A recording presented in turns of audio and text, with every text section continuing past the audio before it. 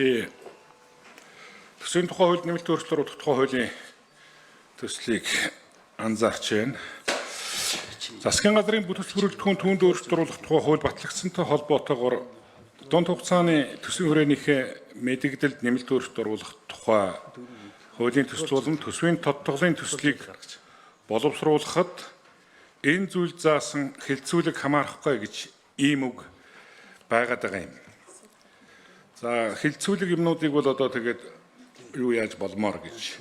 Тэгэхдээ бид хэдий яриад байгаа асуудал яг бүтэц бүрэлдэхүүнтэйгээ холбоотой юу гэдэг асуудал байгаад байгаа маа. Тодтголын асуудал маань. Энэ дээр нэг тодорхой мэдээлэл авчихмаар байна.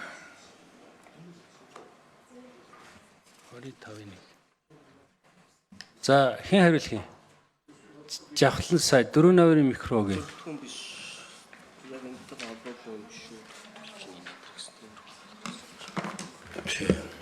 За жаараа би асуултыг буруу ойлгоч өгөө байгаа. За ачаалал шинэ асуултанд хариулъя.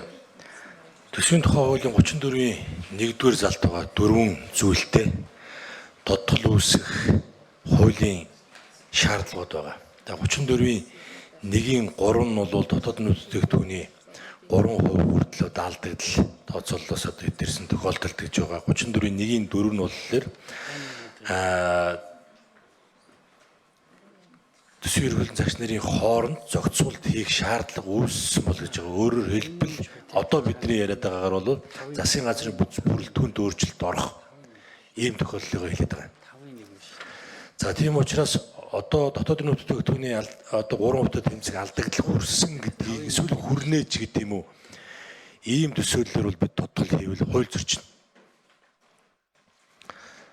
Дөнгөж гараагаа эхэлж байгаа засгийн газрыгаа нэг тийм отоон давчаад хийчмээргүй байгаа юм. Тийм учраас ямар ч хуулийн зөрчилгүй тодтол хийх одоо яг цорын ганц үндсэл нь 34-ийн 1-ийн 4 буюу төсвийн эрхлэн загч нарын хооронд одоо төсвийн зохицуулт хийх ийм шаардлага. Тэгэхээр өмнө явж байсан практикуудыг харахад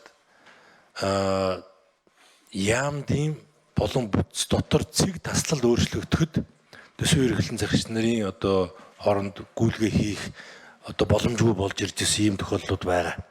Тийм учраас ингээд яг тодтол хийх үүсэх шаардлага болж байгаа. За энэ удаа бол бас баггүй өөрчлөлт орж байна.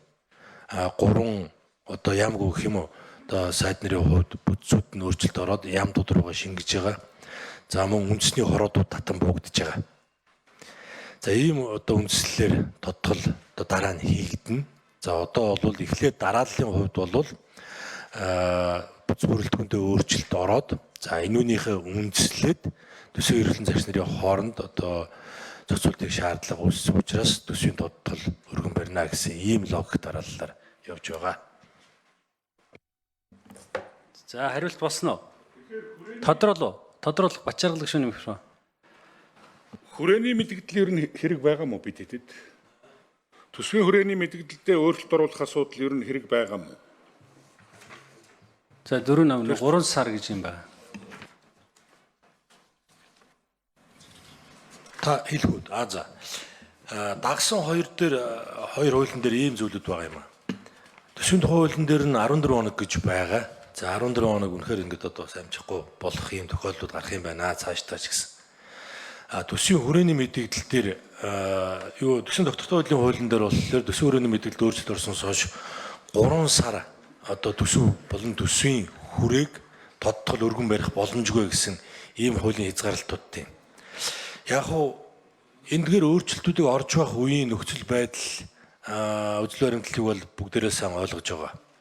Ер нь бол одоо эдийн засгийн өсөлттэй, эдийн засгийн тэлэлттэй ийм үеуд. За дээрэс нь одоо 6 сард багтаж 5 сарын 31-нд одоо төсвийн хүрээгээ баталчаад за 9 сарын 1 гэдэг чи одоо 3 сарын дараа эх оны төсөв өргөн барих үед за мөн одоо өөрчлөлт ороод төсвийн хүрээний мэдээллийг өөрчлөх хэм болвол 6 сар Энэ нөгөө төсвийн хүрээний мэдээлэл батгласнаас 3 сарын дотор төсвийг тодтогч болохгүй гэсэн заалт байгаа байхгүй юу? Тийм учраас хэрвээ нөгөө төсөв тодтох нэг нөхцөл чинь засгийн газрын бүтэц бүрэлдэхүүнд өөрчлөлт ороод салбар хооронд зохицуулах шаардлага гарвал гэж байгаа шүү дээ.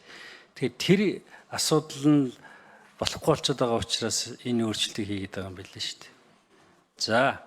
За нэгдүгээр асуудлаар асуулт дуслаа.